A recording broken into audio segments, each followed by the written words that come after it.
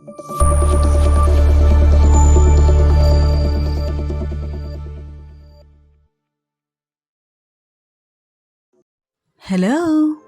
నీకే చెప్తున్నా. నీకొక పర్సన్ అంటే చాలా ఇష్టం. వాళ్ళ కోసం నువ్వేదైనా చేస్తావు. నీ మైండ్లో ఎవరున్నారో వాళ్ళ గురించే చెప్తున్నా. నువ్వెంత బిజీగా ఉన్నా, నీ చుట్టూ ఎలాంటి పరిస్థితులున్నా వాళ్ళ నుంచి కాల్ కానీ మెసేజ్ కానీ వస్తే సెకండ్లలో రిప్లై ఇస్తావు. అంత లవ్ వాళ్ళంటే నీకు. నువ్వెంత పెయిన్లో ఉన్నా వాళ్ళతో మాట్లాడితే చాలు హ్యాపీ అయిపోతావు. నైట్ అంతా నిద్రపోకుండా మాట్లాడడానికి రెడీగా ఉంటావు. కానీ వాళ్ళు మాత్రం నీ మెసేజ్కి కాల్కి అస్సలు రెస్పాండ్ కారు. అవర్స్ కాదు, రోజులు పడుతుంది నీకు రిప్లై రావడానికి. ఎప్పుడో వాళ్ళకి నువ్వు గుర్తొచ్చినప్పుడు మాట్లాడతారు. నిన్ను చాలా ఇగ్నోర్ చేస్తారు. తను నీతో ఉన్నప్పుడు మాట్లాడుతున్నప్పుడు నువ్వెంత హ్యాపీగా ఫీల్ అవుతావో, తను రానప్పుడు నీకు దూరంగా ఉన్నప్పుడు ఆ బాధ, ఆ పెయిన్ భరించటం అంతకు మించి ఉంటుంది.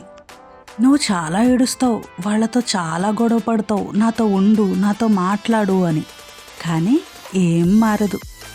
పోనీ తనకన్నా బెటర్ పర్సన్ నీకు దొరకరా అంటే, వాళ్ళకన్నా బెటర్ వాళ్ళు, నువ్వంటే పడి చచ్చేవాళ్ళు, నీ కోసం వెయిట్ చేసేవాళ్ళు ఉంటూనే ఉంటారు. కానీ నువ్వు వాళ్ళని అస్సలు పట్టించుకోవు. ఎవరైతే నిన్ను ఇగ్నోర్ చేస్తారో వాళ్ళ కోసం ఏడుస్తూ ఫీల్ అవుతూ వెయిట్ చేస్తూ ఉంటావు. నీకు చాలా కోపం వస్తుంది వాళ్ళు నిన్ను పట్టించుకోవట్లేదని. అయినా వాళ్ళపైన నీకు లవ్ ఏమాత్రం తగ్గదు. నువ్వు అనుకుంటావు, అసలు ఇంకా నేను మాట్లాడను, తన గురించి అస్సలు ఆలోచించను, నేను అస్సలు పట్టించుకోను, మెసేజ్ చేసినా కాల్ చేసినా రిప్లై కూడా ఇవ్వను, అసలు నేను ఎందుకు తగ్గాలి, నేను ఎందుకు మాట్లాడాలి, నేను ఎందుకు వెయిట్ చేయాలి, నాకేం తక్కువ, ఇట్లా చాలా అనుకుంటావు. నెక్స్ట్ మినిట్లోనే తన నుంచి కాల్ కానీ మెసేజ్ కానీ వస్తే వెంటనే రిప్లై ఇస్తావు. తర్వాత నువ్వు ఫీల్ అవుతావు, నేను ఎందుకు ఇంతలా మారిపోతున్నా, తన కోసం, తన మెసేజ్ కోసం, తన మాట కోసం, తనతో ఉండటం కోసం ఎందుకింత ఆరాటపడుతున్నా అని. నువ్వే ఫీల్ అవుతావు, మేబీ తనతో తప్ప నేను ఎవరితో హ్యాపీగా ఉండలేనేమో అని. కానీ వాళ్ళు మాత్రం నిన్ను అస్సలు పట్టించుకోరు. దీనికి రీజన్ ఏంటో తెలుసా? నేను చెప్తా విను. మనకెప్పుడు మనల్ని ఇష్టపడని వాళ్ళపైనే ఎక్కువ లవ్ ఉంటుంది.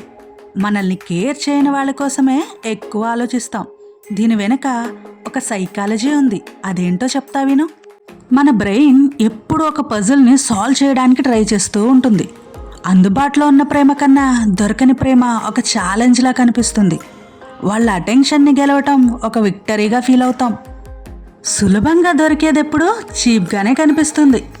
ఈ ప్రాసెస్లో మనం మనల్ని ప్రేమిస్తున్న వాళ్ళని దూరం చేసుకుంటాం.